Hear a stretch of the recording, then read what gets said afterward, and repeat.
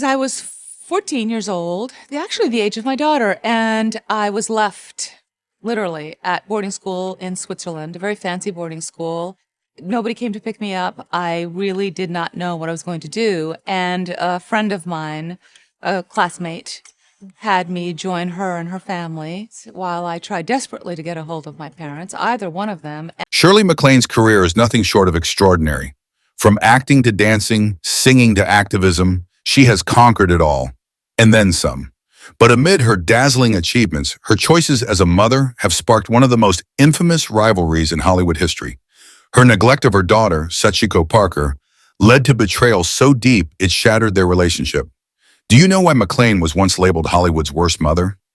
With a career spanning over 8 decades, Maclaine's journey is filled with both struggles and triumphs. She has lived unapologetically, making waves with her eccentricities and controversial statements, which continue to capture headlines. Her remarkable career may have left a lasting mark, but not all of her colleagues were fans. Some of her co-stars found her difficult to work with, and you might be surprised by who they were. Stay tuned to uncover the shocking truth. Make sure to watch the video till the end. Shirley Maclaine Batty was born in 1934 in Richmond, Virginia, and from the start, performing seemed to be in her blood. Her father had always dreamed of joining the circus, and her mother was a passionate drama teacher. Her parents named her after the famous actress Shirley Temple. But Shirley wasn't the only star in her family. When she was just 3 years old, her younger brother Warren was born, and the two shared a strong bond. They were inseparable, often acting more like allies than siblings, although deep down, Shirley admits they both quietly competed for their parents' attention. During her senior year of high school, Shirley decided to pursue her dream of performing on Broadway. Her timing couldn't have been better, as she was cast as a chorus girl in Oklahoma. It was then that she realized acting was her true passion. After graduating, there was no question in her mind about her future path. In 1954, fortune smiled on her when the lead actress in The Pajama Game injured her ankle and Shirley, as the understudy, stepped into the role. In an instant, she was thrust into the spotlight. And as luck would have it, a film producer named H.B. Wallace happened to be in the audience that night. He was so impressed with her performance that he offered her a 5-year contract with Paramount Pictures. Shirley made her big-screen debut in Alfred Hitchcock's The Trouble with Harry. Although the film didn't become a major hit, Shirley certainly did.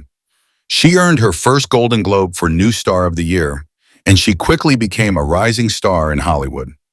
Her professional life took an unexpected twist when she began spending time with Hitchcock. The two would often dine together at new restaurants, and Shirley, in her youthful starstruck state, enjoyed his company. However, she never anticipated that her newfound friendship would lead to criticism. After gaining 25 pounds from their dinners together, Shirley received a call from the head of Paramount. He sternly informed her that if she didn't lose the weight, they would have to terminate her contract. This harsh demand was a stark reminder of the pressures of Hollywood. Despite the challenges, Shirley's talent shone through.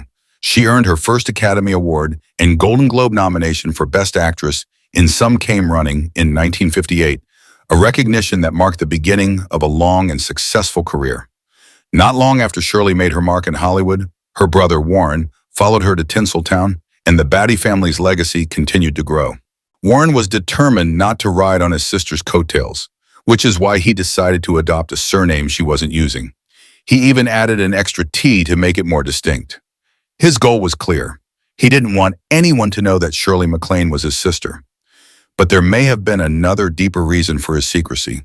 When a reporter once referred to him as Shirley Maclaine's brother, he became furious. He demanded that the world recognize Maclaine as his sister, not the other way around. This public outburst was more than just a demand. It was a blow to their relationship. Shirley, deeply hurt by his actions, refused to speak of it again, and more significantly, cut off communication with him. That moment marked the start of a cold, silent war between the Maclaine siblings.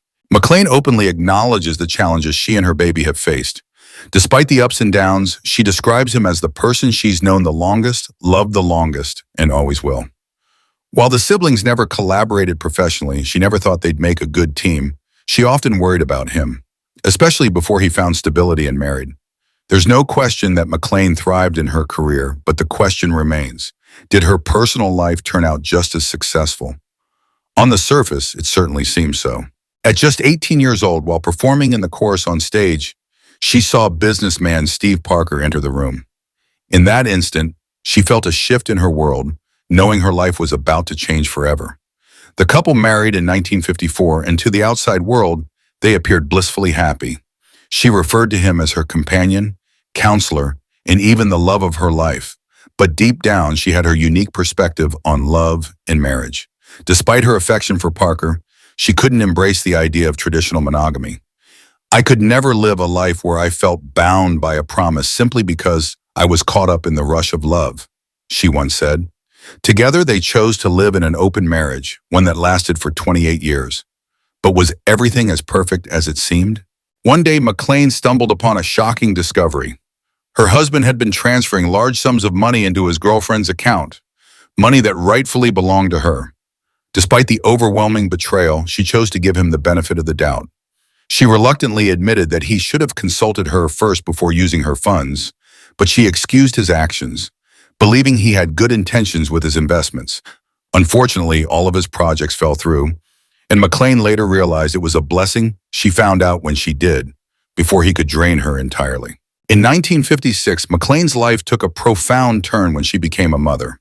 She and her partner joyously welcomed their daughter, Stephanie Sal Parker, into the world, their hearts swelling with happiness at her arrival.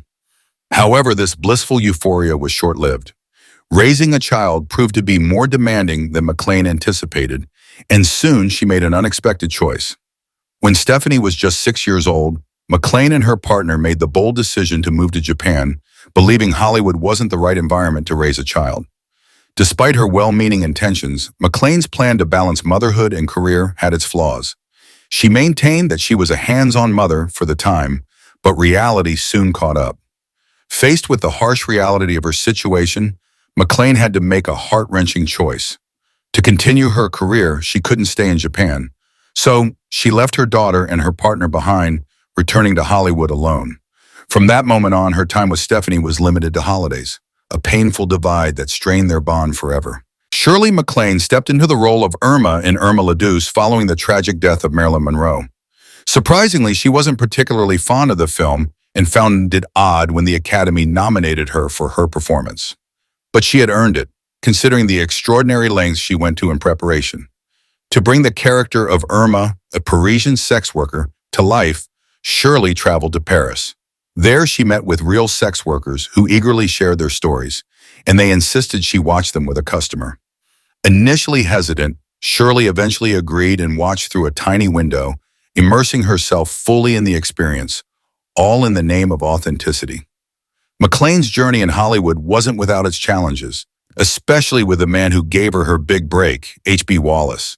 He may have thought that introducing her to the industry meant he had some sort of control over her, but he quickly learned that he was mistaken.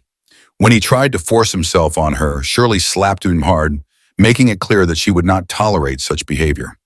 The next day, Wallace attempted to buy her silence by gifting her a sports car, but she wasn't easily swayed. His misconduct didn't end there. He violated the terms of her contract, but Shirley wasn't one to back down. In a bold move, she took legal action, suing him and winning. This victory marked the beginning of the end for the old Hollywood star system, with Shirley leading the charge for change. Shirley Maclaine made headlines when she sued 20th Century Fox for breach of contract after they promised her a film remake of a play and then backed out. Her case made its way to the Supreme Court, where she emerged victorious. The case was so significant that it became a textbook example of employment contract law. It was clear to her employers that Maclaine was not someone to be taken lightly. When it came to romance, Shirley had a particular type: dangerous, complicated men. She reveled in the challenge of figuring them out, and Robert Mitchum was no exception. Their affair was almost like a dream come true for her, especially since, as a teenager, she had a massive crush on him. Maclaine never worried about her reputation, even when it meant flying around the world with Danny Kaye in search of good food. Her romantic interests stretched beyond Hollywood too.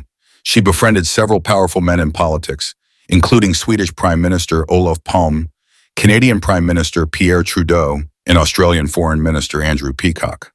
She managed to maintain colorful relationships with each of them, undeterred by their political status. Her career continued to soar, And after several Oscar nominations, she finally won the Academy Award for Best Actress for her role in Terms of Endearment. The film was a massive hit, and her performance garnered widespread praise. However, the story behind the scenes mirrored the tumultuous nature of her on-screen character. Maclaine famously had a rocky relationship with her co-star, Deborah Winger. The tension was so palpable that Winger made her feelings known unusually by loudly farting in Maclaine's direction. But Winger wasn't the only difficult co-star Maclaine had to contend with. She also clashed with Anthony Hopkins during their time on A Change of Seasons. Hopkins called her the most obnoxious woman he had ever worked with, describing her as overbearing and annoying. Maclaine's response was simple: "I don't like him either." Unsurprisingly, they never worked together again. But Maclaine was anything but lazy. Throughout her career, she worked in over 60 films, appeared in numerous television shows, graced Broadway stages, and even authored 12 books. Many of her works delve into her deep interest in reincarnation and metaphysics. Her spiritual beliefs are far from conventional. She firmly believes in the idea of multiple lifetimes, with souls reappearing in different times and forms. Maclaine has even claimed to have lived in Atlantis, as well as in several other past lives, including as a harem girl in Turkey, a Muslim gypsy in Morocco, and an entertainer in Israel. Despite the spiritual focus of her books, her current life is no less dramatic, filled with enough intrigue and controversy to keep her story captivating to this day. Shirley Maclaine's dazzling acting career came at a great cost to her personal life, leaving her daughter, Sachiko Parker, yearning for a mother she could only see on the big screen. In 1981, Sachi returned to the United States, hopeful to reconnect with her mother and pursue her own dream of acting. However, their reunion was far from the warm embrace one might imagine. In her candid memoir, Lucky Me, My Life With and Without My Mom, Shirley Maclaine and Sachi revealed the painful truth about their fractured relationship. She recounted moments of neglect, including one Christmas during her high school years in Europe, when both her mother and father forgot about her entirely. Beyond the emotional distance, Sachi disclosed that Maclaine never provided her with financial support, forcing her to take on multiple jobs, such as working as a ski instructor, waitress, and au pair, just to make ends meet. Sachi also accused her mother of deliberately hindering her acting aspirations. However, Maclaine dismissed her daughter's claims, labeling the memoir as a dishonest, opportunistic attack by a child she had only ever wanted the best for and loved deeply. Despite the controversies, Shirley Maclaine remains an icon, bold, immensely talented, and unapologetically true to herself. Her legacy as a living legend endures, even as her personal life remains a topic of intrigue and debate. Thank you for watching this video. Don't forget to like and subscribe for more captivating stories.